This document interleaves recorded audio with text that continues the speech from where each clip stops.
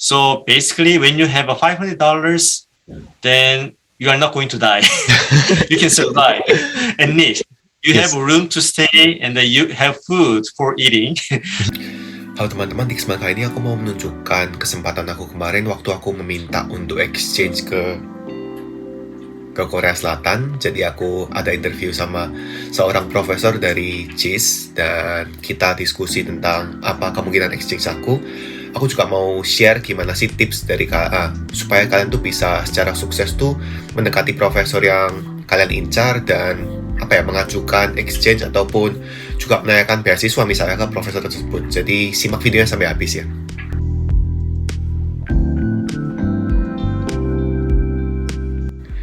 Jadi awal mula komunikasi aku dengan profesor ini tuh dari email sih. Kebetulan aku menemukan beberapa paper dia, beberapa hasil penelitian beliau pokoknya di bidang yang aku memang geluti, dan itu tuh memang menurut aku sangat berguna sekali dan itu membuat aku tertarik untuk bisa visit ke labnya dia untuk belajar 1 dan 2 hal sih. Jadi aku email aja langsung dan dapat respon yang positif. Jadi akhirnya kita jadwalkan pertemuan dan ada sesi diskusi yang kalian akan bisa simak ya. Rekamannya kurang lebih kayak gini. So it's good to you. Yes. For you. Okay. So, and then I kind of saw your PPT slide that you summarized. And then even though I was able to understand about what you tried to kind of say through the PPT, but if you can kind of explain one more time using your slide, then it will be better. Yes. And then I now allow you to share the screen. Yes. So you can share the PPT slide and then explain it to me. So thank you for the opportunity, Professor J. So in this presentation, I would like to show you my mobility proposal and some of my experiment results that I have done here in Belgium. And the second option is actually, this is from the colleagues at JIS. So this is why I'm most interested to to see the application of the different source detector distances with a different type of light penetration. However, from industrial point of view, having 4 spectrometers might be a little bit expensive. So this is why I would like to see the application and I would like to see the setup. I would like to see the algorithm to study in depth related to this. But this has been one of my biggest attention in this approach. And the last approach is actually a device that has been made by the colleagues here at KU Leuven. So this is a portable multispectral device, Professor, and it uses 4 different wavelengths using a collimated laser. So it measures at, I think, 20 degrees. So I did not participate in the creation of this device, but I did use this device sometimes to practice because I'm not really used to laser scatter imaging. And the result would be such image such as this.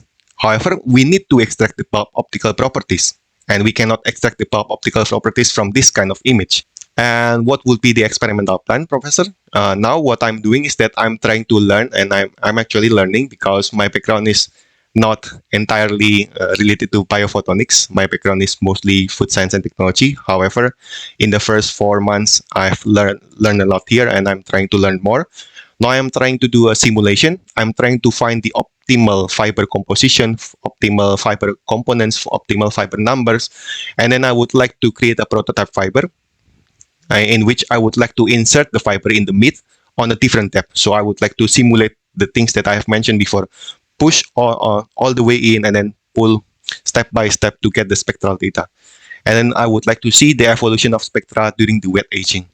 So the study objective at JIS for this part would be to learn from the hardware perspective, because the colleagues here at KU Leuven, so the colleagues that are here now, they are more like, most of them are the hyperspectral imaging guys. And like only me and one guy are doing this in another perspective. So it is a little bit hard for us to get an insight from the hardware perspective, because the colleagues that have built that device, for example, he had graduated like 3 or 4 years ago. It has been quite hard to contact the colleagues that have participated in such optical configuration. So this is why I need to do my own initiative to find a source to learn this.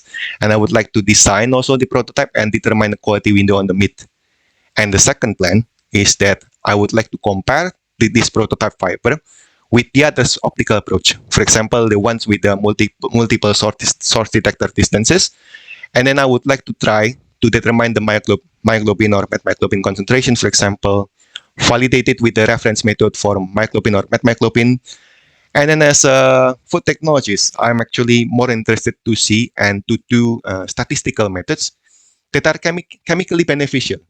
So I'm not into multivariate statistics, but I did once try to do the multivariate cover solution, the MCR, and it might be able to tell us the decomposition of the meat, of the pigment. So at one given time, I think it might be able for us to predict the concentration of one pigment. So in this case, it might be also interesting for us to see from this perspective. And for the proposed mobility details, actually, I'm flexible with the schedule. So I will mostly follow the schedule from the colleagues at GIS, but I would like it to last at least for 3 to 4 months. And usually for control, I have this bi-weekly meeting. So every 2 weeks, I have a progress report with my supervisor usually. But if we would do this mobility, then I would also try to accommodate um, this progress report with my home supervisor and the chief supervisor. And for financing, actually, KU11 tried to endorse that the PhD student needs to take a time abroad at least once during their PhD study. And they usually support the students financially. But I think they only support only the ticket, but they still give me the PhD stipend. So this is good. And I don't mind paying actually. But whether when I do this mobility in GIS and I have to pay another tuition fee, this is something that I have to confirm to you. And the objective of the mobility would be a one prototype design and one collaboration paper. And funding for both the prototype and the paper is possible. Yeah, it is possible for K11. For the paper, it is 100% possible for us to fund the paper made by GIS and me from the K11 representative. But for the prototype, because usually the way that we reimburse this thing is that either we buy it with our own money first and then they will reimburse later, or the purchasing staff will buy it for us and then we reassemble it. So I have to check if it is possible for us logistically. So what would be the best option? So I guess this is the most important thing that we need to discuss today. Yes, perfect. So you can be here at GIST for about 3 to 4 months, which is okay. And then during the time that you stay here, you can have a course. It could be weekly or it could be bi-weekly, depending on your schedule and your current supervisor at the KU Leuven. So this is no problem. The third one could be the most important thing, actually. Mm-hmm. So the financing, you are saying that the KU Leuven is supporting the airplane tickets. Mm-hmm. And then you will continue to be having PhD stipend from the KU Leuven. Mm-hmm.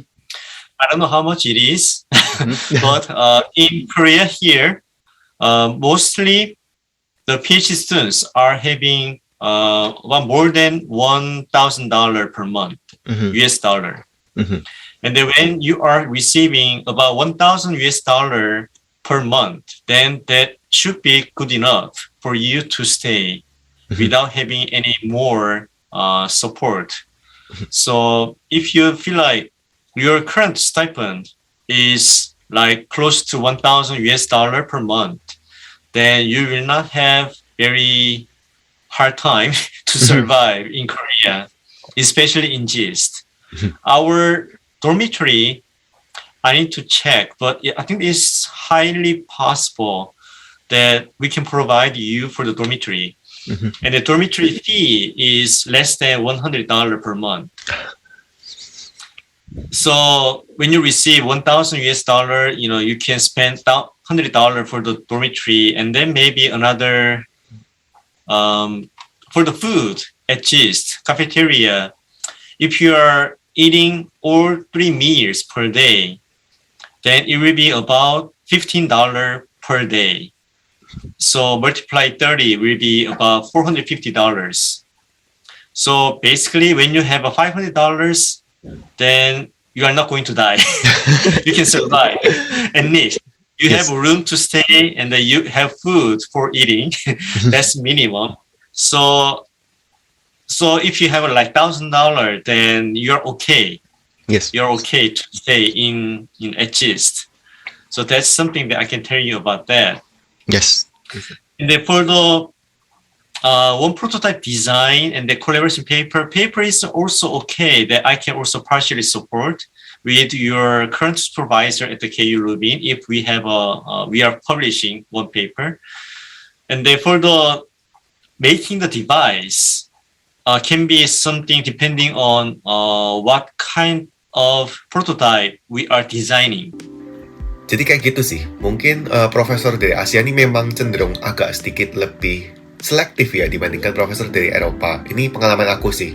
Jadi kalau misalkan kalian nggak dibalas emailnya tuh jangan khawatir kan, move on aja, kontak profesor lain tuh nggak masalah.